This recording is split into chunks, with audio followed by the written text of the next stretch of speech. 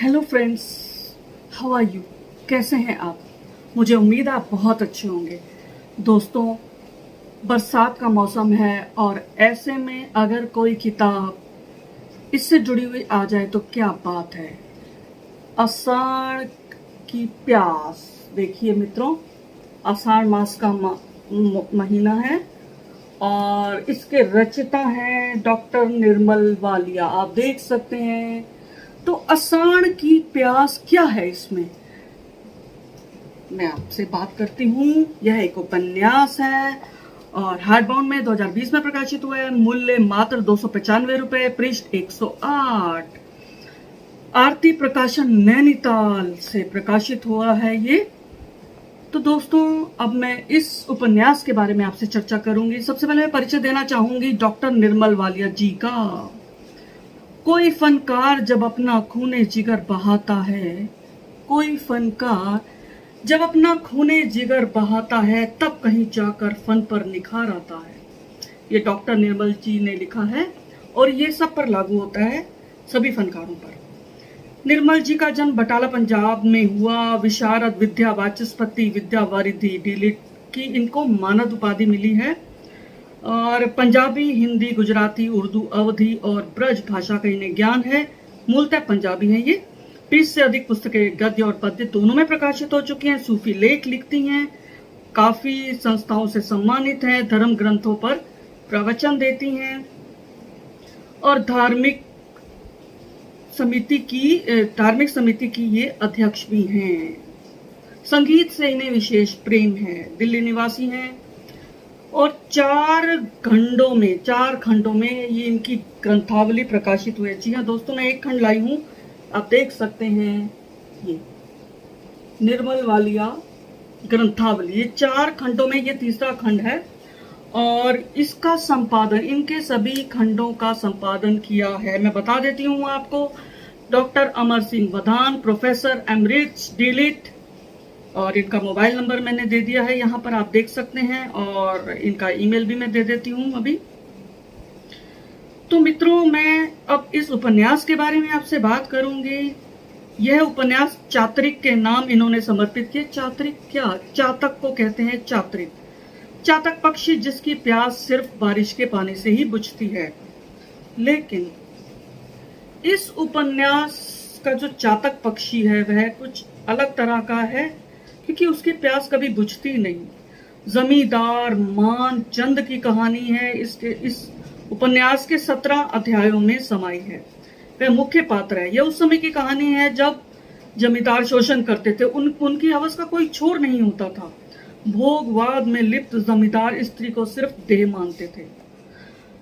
इस मानचंद ने पूरा जीवन स्त्री का अपमान किया। कभी खत्म न होने वाली प्यास के साथ यह व्यक्ति जीता रहा और इसको अंत में क्या मिला, यह मैं अभी आपको बताऊंगी। इस उपन्यास के पात्र हिंदू, मुस्लिम, ईसाई तीनों हैं जो इनकी पत्नियां बनती हैं। मानचंद ने हिंदू लड़की अनाथ सहना से विवाह किया जो उससे 11 वर्ष छोटी थी, गरीब थी। उसने 3 पुत्रियों को जन्म दिया, लेकिन पुत्र मोह में मानचंद ने उसे चौथी बार भी गर्भवती बनाया। चौथा पुत्र हुआ दीपक और उसके साथ ही उसका सहना जो है वो लड़की, उसका देहांत हो जाता है। लेकिन उसकी दुर्गति हुई, वह बहुत ही बेइज्जती के साथ दफनाई गई। उसके बाद जमींदार साहब के पेच लड़ते हैं अपने दोस्त की बेवा नसीमा के साथ। उसे भी गर्भवती बनाया और निकाल बाहर किया। और फिर नर्स बेली के साथ संपर्क बनाया। उससे भी विवाह नहीं किया, क्योंकि वे क्रिश्चियन थी, ईसाई थी, दूसरे धर्म की थी। और फिर विवाह के लिए उसको मिली त्रिखा। जी हाँ, यहां से मोड़ आया उनके जीवन में, कर्कशा त्रिखा, जिसने तमाम शोषित स्त्रियों का बदला गिन गिन कर मानचंद से लिया। मानचंद का अंत बुरा हुआ। अंत में उसका बुत बनवाकर लगवाया गया गांव के बीचों बीच एक पार्क में। और किसने लगवाया? उनके सुपुत्र दीपक ने। शायद दीपक ने अपने पुत्र होने का कर्ज अदा किया। तो इसमें ये बताया गया है कि एक चरित्रहीन पिता की संतान चरित्रवान भी हो सकती है। और मुझे इसमें जो दीपक है मुझे थोड़ा सा इसमें आगे जाके एक थोड़ा सा नाटकीय मोड़ लिया इसकी कहानी ने, क्योंकि दीपक का जो प्रेम हो जाता है वह एक ऐसी लड़की से हो जाता है, उसे मालूम नहीं होता कि वह उसकी बहन है, जो अनाथ आश्रम में, तीनों बहनें अनाथ आश्रम में पली बड़ी, क्योंकि मान चंद ने उन्हें तभी अनाथ आश्रम में भेज दिया था, उनकी माँ की मृत्यु के बाद ही। और उसके बाद क्या होता है ये जानने के लिए आपको यह उपन्यास पढ़ना होगा। और कुछ कुछ मुझे कमियां नजर आई, कहीं कहीं पैराग्राफ है, जो नया पैरा शुरू होना चाहिए था वो वहीं से शुरू हो रहा है। हो सकता है ये किसकी गलती है मैं नहीं जानती, लेकिन प्रूफ रीडिंग अवश्य करनी चाहिए। प्रूफ की गलतियां मुझे लगी, पैरा नया शुरू हो रहा है, समझ में नहीं आया, कहीं कहीं उद्धरण चिन्ह जो इन्वर्टेड कोमास होते हैं जहां से संवाद शुरू होते हैं वह नहीं लगाए गए, तो ऐसा लगता है कि वह उसके साथ ही, गद्य के साथ ही हैं। और कहीं कहीं मालती, सपना, पन्ना, ये तीनों थी, कहीं कहीं पन्ना की जगह उन्होंने सपना लिखा। और इसमें थोड़ा सा गड़बड़ झाला मुझे लगा, जो सपना नाम की लड़की की जगह दूसरी लड़की आई, उसका नाम उन्होंने सपना, नमन, उसके दो नाम थे, फिर नमन नाम से एक और लड़की, भारतीय लड़की आई, क्योंकि दीपक की यादाश्त खो जाती है, वह उसको बहुत प्यार करने लग जाता है, सपना को, नमन को यानी। तो ये सब थोड़ा नाटकीय मुझे लगा, फिल्मीकरण लगा इसमें। और इसके अंदर मुझे सबसे अच्छी चीज लगी कि जो इसमें 5 सितारा होटलों की जो साज सज्जा और कैसा होता है, नए जोड़े का कैसे मैनेजर लोग स्वागत करते हैं, वो बहुत अच्छा लगा। ऐसा लगा कि जैसे हमारी आंखों के सामने घूम रहा है।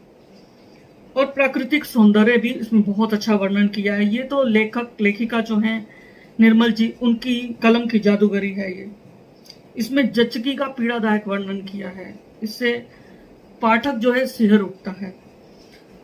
तो मित्रों, यह है अषाढ़ की प्यास, ये जो कभी नहीं बुझती। और अब मैं थोड़ा सा आपको शुरुआत में बताना चाहूंगी। पहला पैरा देखिए, प्रथम पैराग्राफ। संध्या घिरने लगी थी, पक्षियों का कोलाहल कुछ ज्यादा ही बढ़ता जा रहा था। आकाश में तैरते बादल भी धूमिल होने लगे थे। एक बग्गी में बैठ जमींदार साहब घर की ओर जा रहे थे, आज शहर में बहुत ही जरूरी काम से। भाई देख कर चलाओ। अचानक उनको एक जोर का झटका लगा, पहिया एक पत्थर से टकरा गया। मालिक, घोड़ा कुछ दिन पहले जख्मी हो गया था। ओ मालिक, अब उससे जल्दी से दाएं बाएं मुड़ा नहीं जाता, तांगे वाले ने नम्रतापूर्व शब्दों में कहा। घोड़ा जख्मी है तो उसका इलाज कराओ। तो ये था, इससे शुरुआत होती है इस उपन्यास की। और मैं बीच में से एक और चीज पढ़ना चाहूंगी अवश्य। अब कोई तृष्णा, कोई प्यास, कोई कामना बाकी नहीं थी। बैली को वो अपनी अर्धांगिनी न बना पाए थे समाज के आड़े, किंतु कभी भी उन्होंने उसे पत्नी से कम नहीं माना। बैली के गुण उसकी महानता के प्रतीक रहे। उन्होंने लेकिन बैली से विवाह नहीं किया। जात प्रथा को, जात पात को कितना मानते थे जमींदार लोग। स्त्री का साथ पाने में कोई जात पात आड़े नहीं आती। और अब मैं 17 अध्यायों में ये जो उपन्यास है, उसके बाद अंतिम पृष्ठ पर इन्होंने अपनी तरफ से सूत्रधार ने एक पैरा लिखा है, मैं वो पढ़ना चाहूंगी। 31 जमींदार साहब का किरदार लिखते लिखते एक बात जहन में कौंध सी गई। क्या आज के जमींदार ये अमीरी लिबास में, हैवानियत में रत दरिंदे भी हैं, भक्त भी हैं, जिन्हें महाराज नाम दे दिया गया है। बड़े बड़े आश्रमों के मालिक, कुछ बाहर, कुछ जेल के अंदर, कुछ बैंकों के अरबों रुपए लेकर फरार, विदेशों में शाही जिंदगी बिताते। कभी फांकों की जिंदगी बिताने वाले सरकार के ये कृपा पात्र, ये सब भी अपनी अथाह कमाई के बाद समाज के लिए अपनी सेवाओं से गरीबी को जितना काट सके उतना उद्योग दें। अपाहिजों के लिए कुछ बैठे बैठे काम की व्यवस्था, विधवा आश्रम, रेल की पटरियों पर रेंगता बचपन, चौराहों पर भीख मांगता यौवन, अपनी जिंदा दिली विलासिता ऐश परस्ती को भोगते हुए भी देश का उद्धार कर सकते हैं। उनकी प्रतिमाएं भी उनके दुष्कर्मों को पीछा छोड़ते हुए गांव, खलियानों, ऐतिहासिक स्थलों पर गर्व से सीना ताने लग सकती हैं। तो लेखिका का मानना है कि दुष्कर्मियों को भी यदि वे अच्छे कर्म करें बाद में तो पश्चाताप उनको माफी मिल सकती है, ऐसा लेखिका का मानना है। लेकिन मेरा यह मानना है कि इंसान की फितरत नहीं बदलती। बाद में इंसान बदल जाता है, लेकिन एक जो शुरुआत से जो फितरत होती है, जो एक प्रकृति बन जाती है, उसका बदलना नामुमकिन है, नामुमकिन है और नामुमकिन है।